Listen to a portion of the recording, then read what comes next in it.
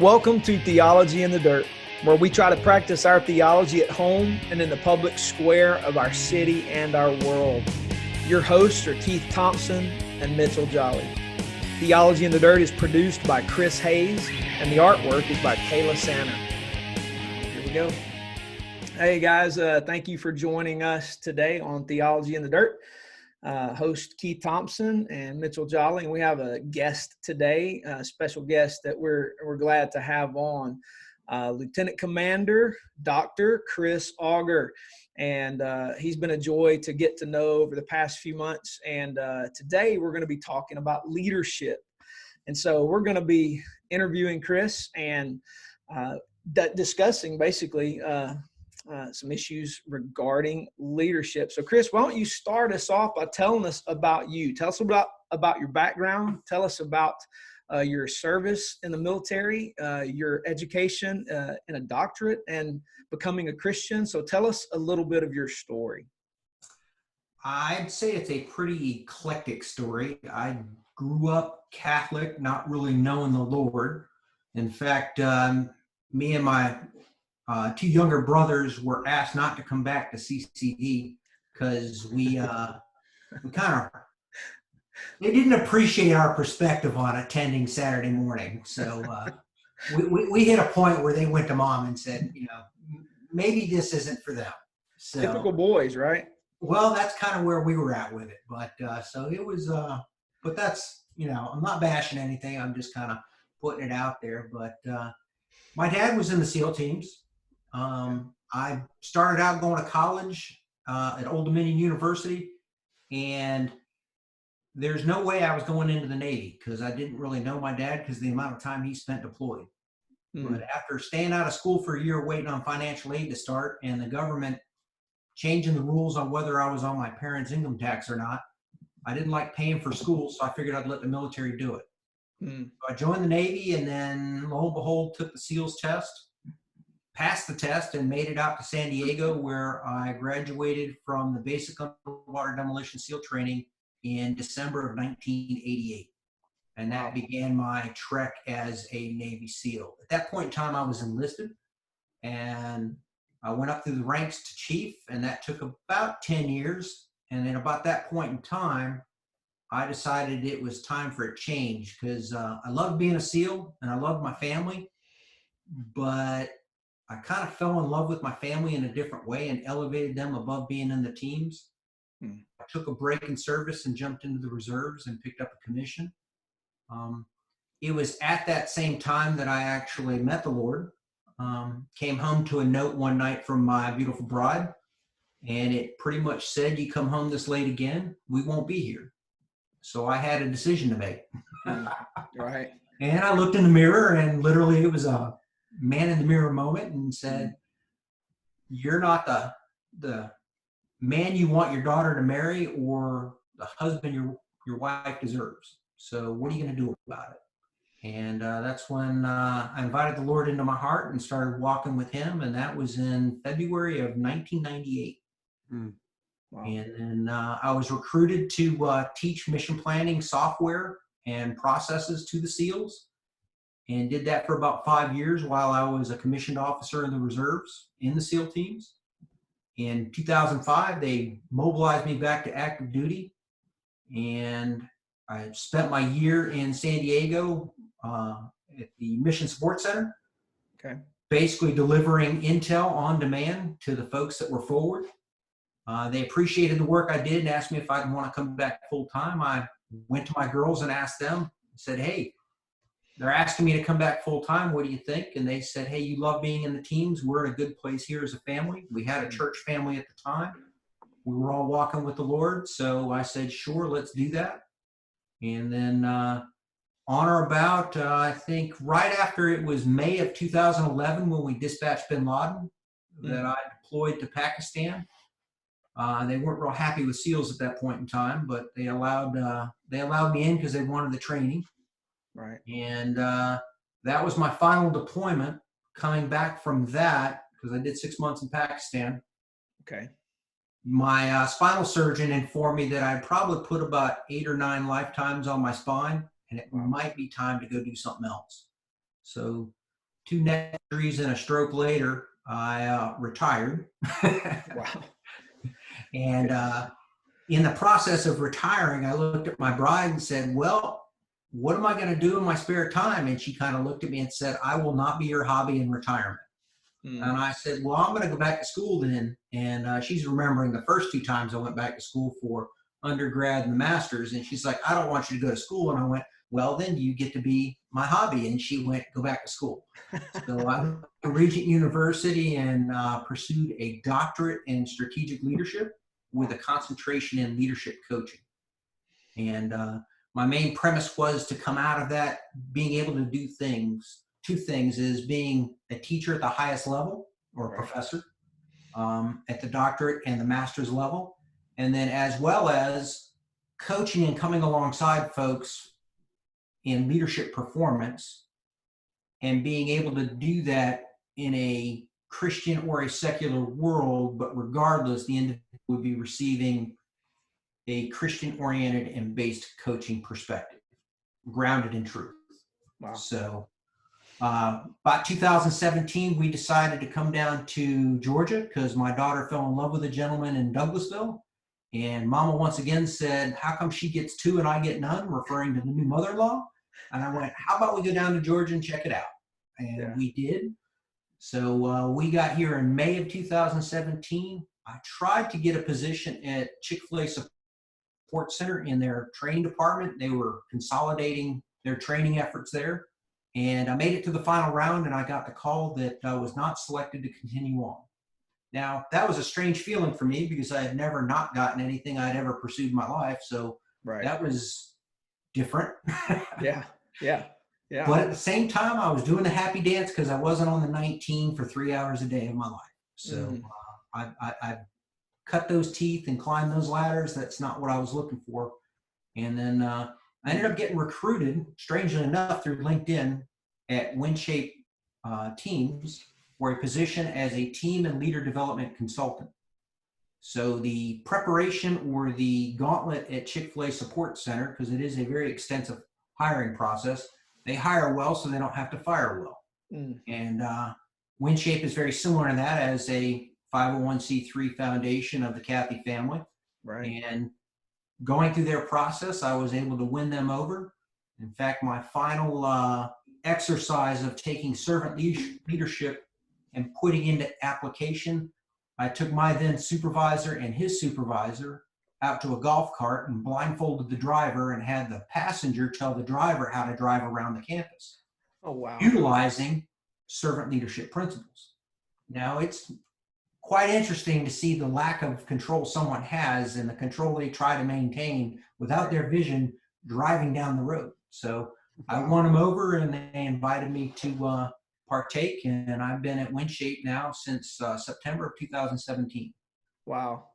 That's an absolutely astounding story, and the convergence of worlds.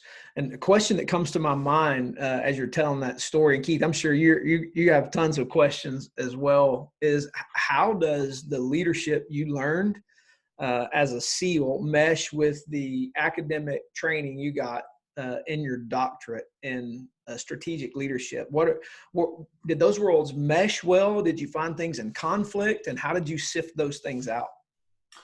Well, it's interesting for me because I get to look back now and see how it occurred. And the reality is that the idea of servant leadership has been there all along. And the master's I have is in global leadership with an emphasis in project management and business. So that combined with the doctorate really paired well with what I learned in the SEAL teams, because when you were going through the basic underwater demolition SEAL training, you start out, it's a 6-month program. You start out the program, it's already kind of an attrition process to even get a seat on the team to begin with. Right. But you start out with about 150 or 160 people, and you finish the 6 months with right around 30 people, give or take, depending on the strength of the class and the relationships in the class. Right.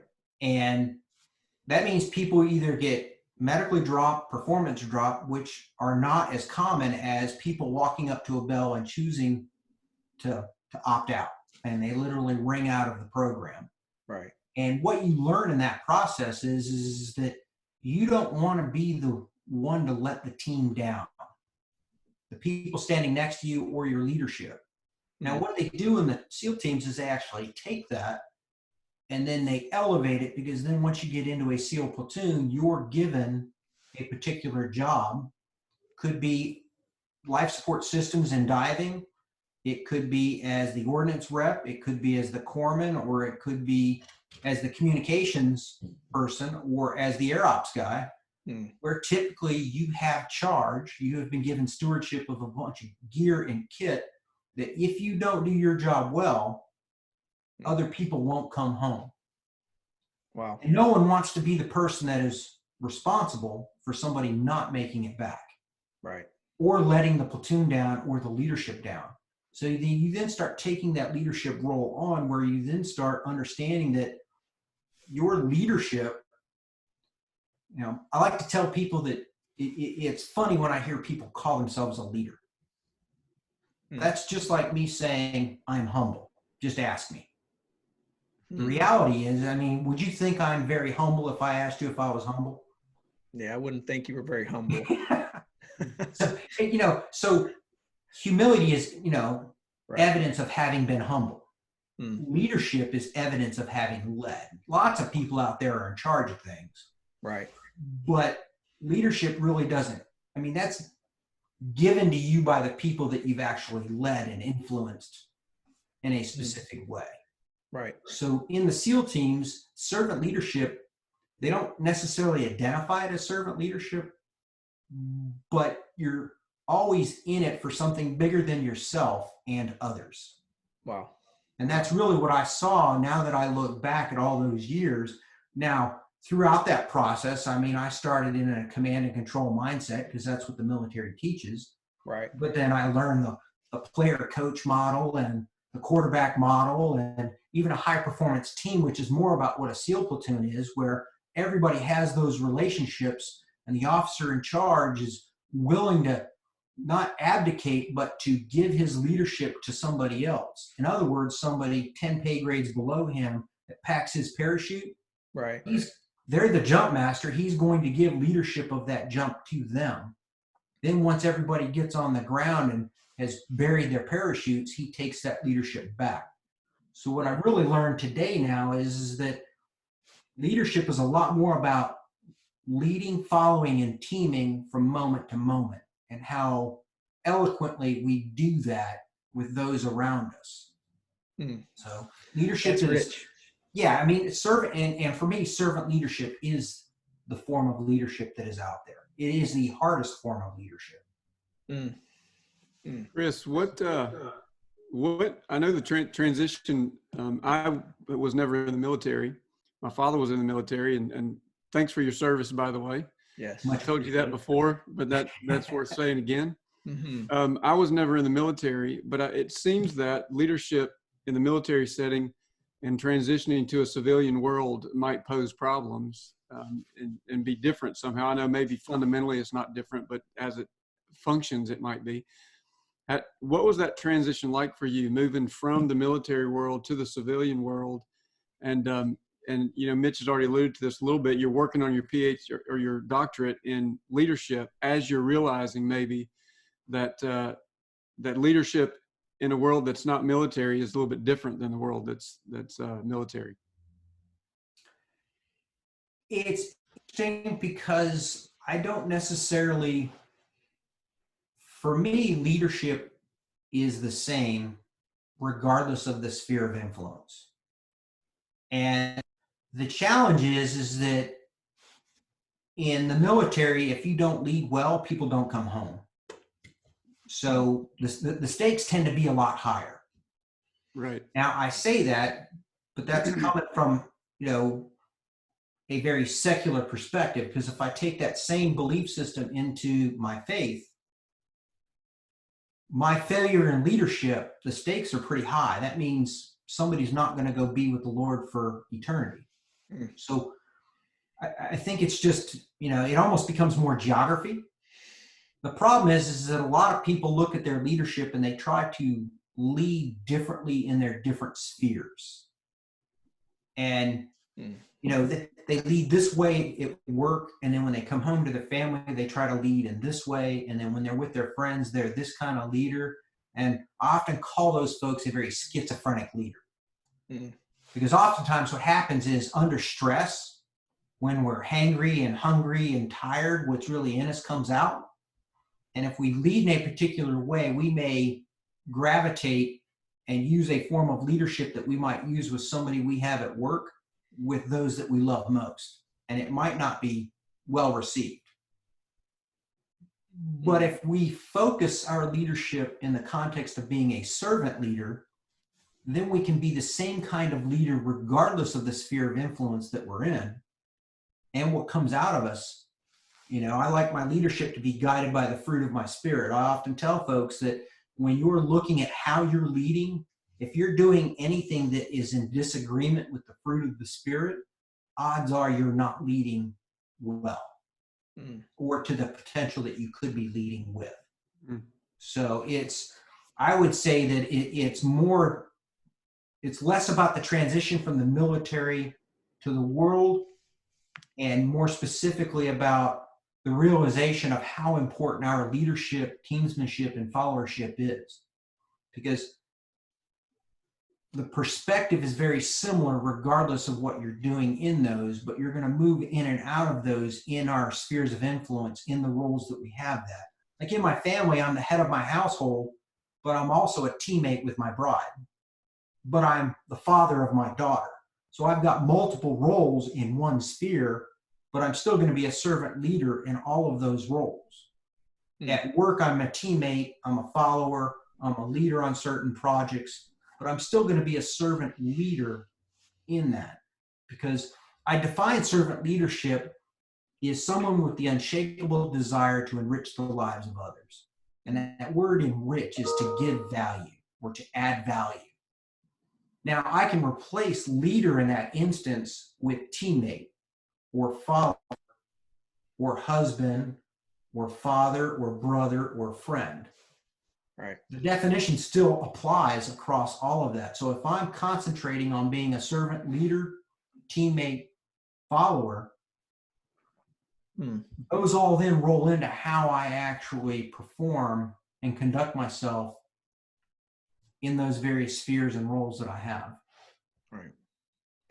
When you talk about leadership philosophy, it's clear for you, and I think we completely would agree with this and absolutely shake out with this together, that servant leadership is the model most effective. And I would even argue biblically is the example the Lord Jesus set for us. You talked about leadership, teamsmanship, and followership. How do those function all together at one time? Do they all function together? Are they separate components that you exercise at different times? Can you be all three at one time? How does that play out? So it gets back to the example I used from the SEAL teams is that I think they all coexist, and we have to let go of our ego and be willing to flow in and out of them. Sometimes we're a teammate.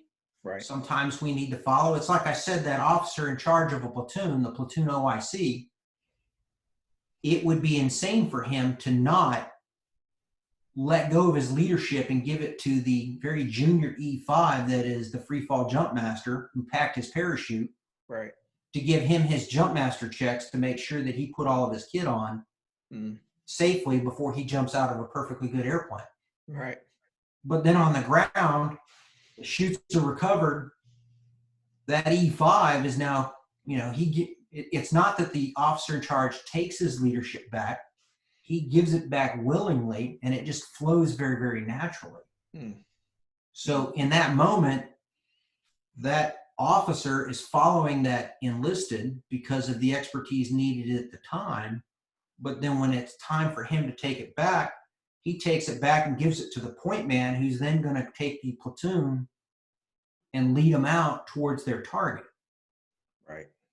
So there's this constant flow. They call it a maturation. If you've ever seen like a flock of birds trying to avoid a hawk trying to come in and eat one of them.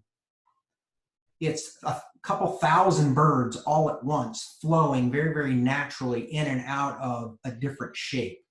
And different parts of the group take leadership and the rest follow, and then they'll team to kind of come around the hawk so that it's either the hawk or the falcon is coming in for them, but it's a very natural flow. So when we think about our leading, teaming, and following, regardless of our sphere of influence, whether it's work, whether it's home, friends, church, if we were to think about that perspective, how do I flow in and out of teaming, following, and leading moment to moment?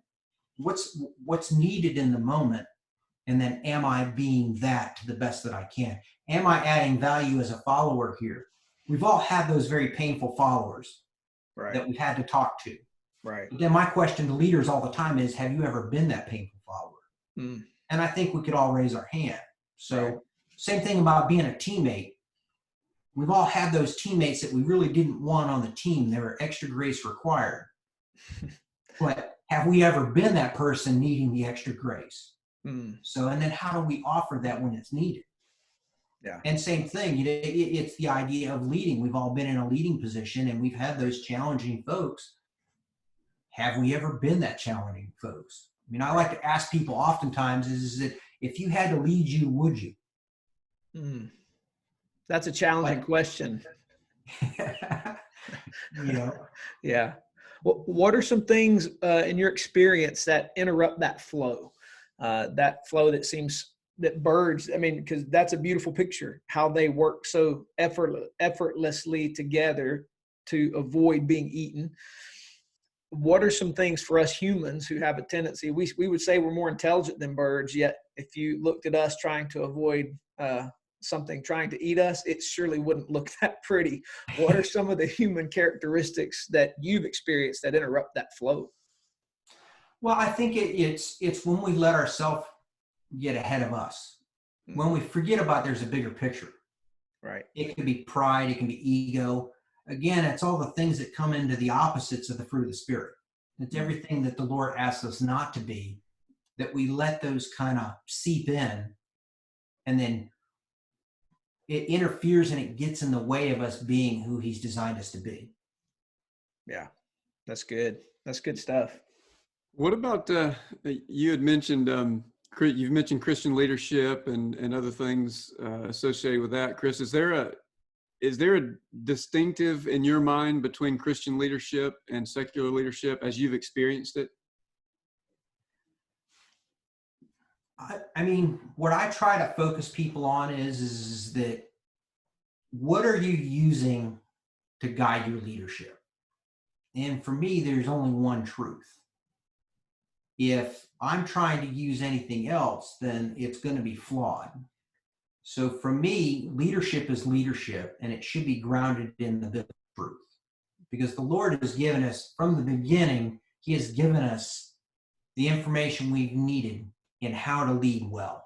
Now, whether we're willing to listen and follow that is, that's probably another topic for another time. But I don't think there's a difference in the leadership when we're talking about leading from servant leadership, as long as it's grounded in that biblical truth. Because then it won't be about self. It'll be about something bigger than you. That's good. That's good stuff. Yeah, Chris, we're grateful for you. Thank you again. As Keith said, I want to say to you, thank you for your service. We're grateful for you, and we're glad to have you in Rome, Georgia, and part of our team and continue our learning from you. We're grateful for your enrichment and your leadership. Appreciate it. Thanks. Absolutely. Hey guys, appreciate the time. It's been a lot of fun today. And you guys who are listening and watching, we appreciate you. Don't forget an Apple podcast to leave us a rating. You have a chance to do that. We'd appreciate it if you would make it a 5-star rating. You can leave some comments, but be honest as well. And so if we suck, we'll embrace the suck. But if we're great and 5-star, we'll take that as well. And we appreciate it. You can also email questions at theologyinthedirt@gmail.com. And hopefully we'll be able to get to some of those questions as we move through together in this. Again, Lieutenant Commander Dr. Chris Auger, thank you for your time. It's been a joy. Thank you. Hoo-yah. Hey, thank you for listening to Theology in the Dirt. You can email us at theologyinthedirt@gmail.com. We'd love to hear from you with some feedback and perhaps some questions that you'd like us to tackle. We'll see you next week. And until then, deuces.